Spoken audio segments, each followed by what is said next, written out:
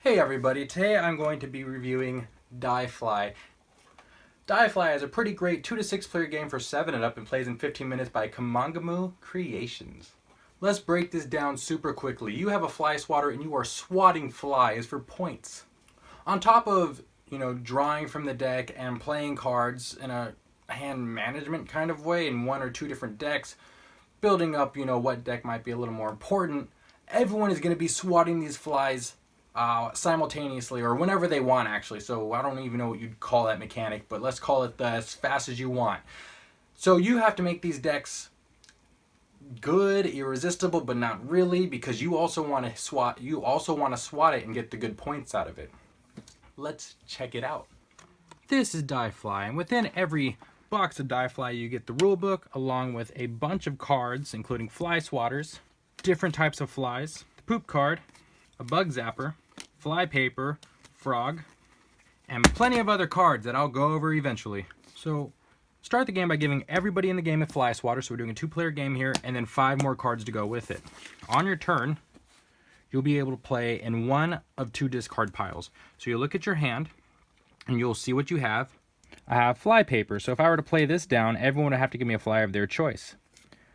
With the penalty that's created at the beginning of the game, if somebody collects a poop card by swatting that deck, they have to do the penalty, or they have to lose points. Then you have the regular fly cards that'll score in a minute, and I'll show you how that works. The dragonfly allows you to remove the top fly from the fly deck and put it in your kill pile.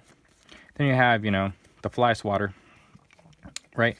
So I'm going to go, and I'm going to look at my hand. I'm just going to get the game started pretty soft here. Play a tie fly. Now what we're going to be doing is playing cards in each side of these discard piles, and we're going to take turns doing so. Now at any time somebody can say die fly and take that entire pile of flies and put it in their kill pile. Obviously that'd be a silly choice now because there's only one card in the pile, but as you can see, these cards will be building up. Now keep in mind, you always want to draw back up. You never want to have less than 6 cards. So then I'll go. And I'm going to go ahead and play another fly on this side to kind of, just in case he swats this, I can swap the other one. I don't know when he's going to swat this, but this is a good deck so far. So then he goes, and he has a spider. So what he could do with the spider is play 2 flies from his hand into his kill pile. He only has 1 fly, so that'd be a little bit of a waste. And then this one allows you to take a fly from an opponent's kill pile. I don't have one yet, so that's a waste. So it looks like he has to play a fly because he has... Oh, let's do this. He's going to do a bug zapper. He's just going to be a little quick here. He's going to play bug zapper. Now he gets to take a card from my hand. And let's say he takes this one. And he's like, that's not a bad card, right? So then I make sure I have 6 and I play something. Well, I would play this poop card here, but what if I actually want to swat that later? I don't want to have to do the penalty. I'll just do this. I'll play the fly paper, and he has to give me a fly of his choice. I didn't know he only had 1 fly in there. Or did I? And this just keeps repeating until somebody's like, die fly. And then, they have some pretty good cards here, so he'll put it to the side. And he got lucky because he actually still has another fly swatter in here. Chances of you having another fly swatter are based off this deck because they're also shuffled in here. So let's say the game ended, right? The entire deck has been used. They've both been put in each side, back and forth. And we've already collected all the flies or sides of the cards that we could based off the fly swatters we have. But once the deck is empty is when you start counting points. So you'll just go ahead and separate everything. And I like to do it personally based off fly type. And, this is just for an example, so I don't have every fly in here. I have a pretty good amount though. And the game scores in 2 different ways. First start by seeing how many unique flies you have. 1, 2, 3, 4, 5, 6, 7. I've collected every single type of fly in the game. So that's 40 points. Okay. Now in this example, it looks like I still have 1, 2, 3, 4. I have 5 unique cards as well.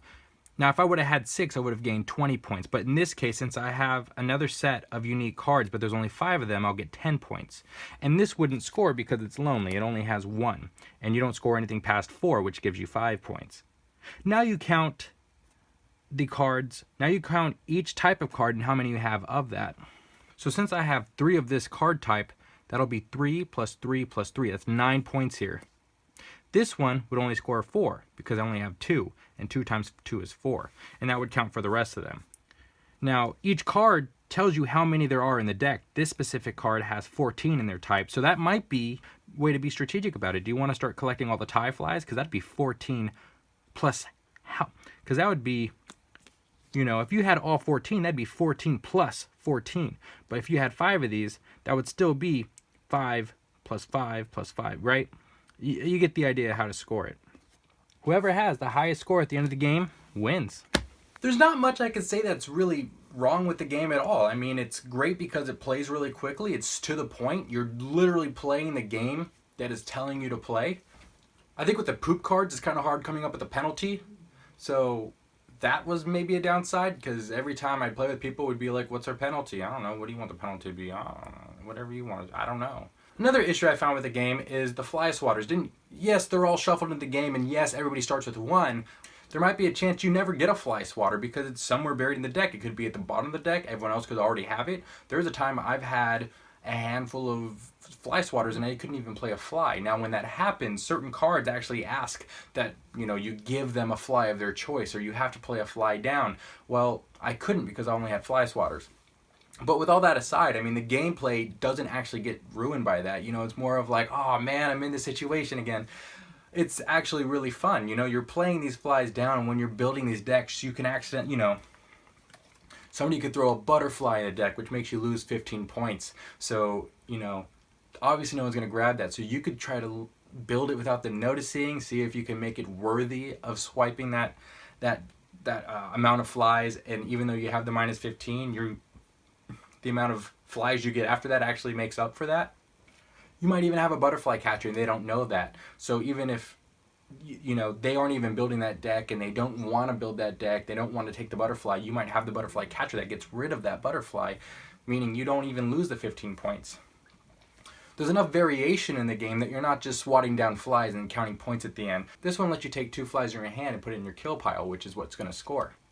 This one allows you to name a fly, and that fly is going to go in your kill pile from everybody's hand. I mean, there's so much variation to it. And to be honest, I think the best part is swatting the flies. I mean, it's so much fun seeing these piles build up, and you're getting nervous because you don't know if they're ever going to actually swap down on that fly before you do. But you want just a couple more flies in there because you don't know when you're going to get another fly swatter again, right?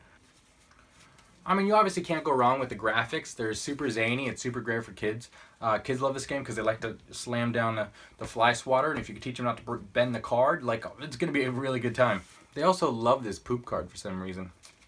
The strategy is absolutely there. Now, you know, I did play this about 8 times at this point now since I've received the game, because, and I'm not even counting multiple game plays. You know, every time I play with somebody, they want to play it 1 or 2 more times. So there's a lot of replay value in this, and just the fact that you're either, you know, if you're against me, you're just beating your own top score. But, you know, other people who are actually good at games try to beat each other, right? And, you know, I have this app that I'm sure everyone else is familiar with that allows you to put scores in there. So it's really fun to see that kind of, oh, this is the top score from this player, and just trying to beat that score is really fun. So yeah, it's definitely a really cool game for people who are looking for something that's simple, but also has like that high score value to it. It's really easy to teach the family. It's super zany and quirky, you know, with the bug zapper and the food and the poop.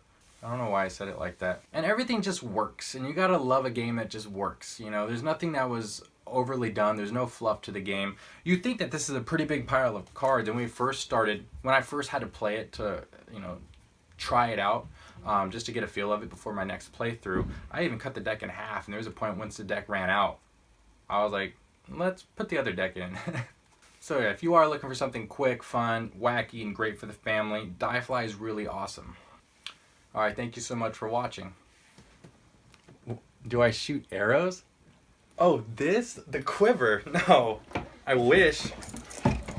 No, I wish. No, the quiver is a really cool card carrying accessory that makes it really convenient to travel around with cards. For example, Die Fly would fit very well right here. Now these things are cool because not only do they have little like corner stoppers, but they also have changeable inserts depending on how big the game is. And then, you know, you do have card protectors that come with it, and some separators for, like, you know, if you're putting in Dixit, for example, and you want to separate it by, I don't know why would you separate that from expansions? Or let's say you have the mind in here and you want to separate the life and the throwing knives from the rest of the game. You could use the little separators there. I love this because it is very sturdy with this piece. I think it looks pretty cool. I wouldn't mind carrying this around with all my games inside of it.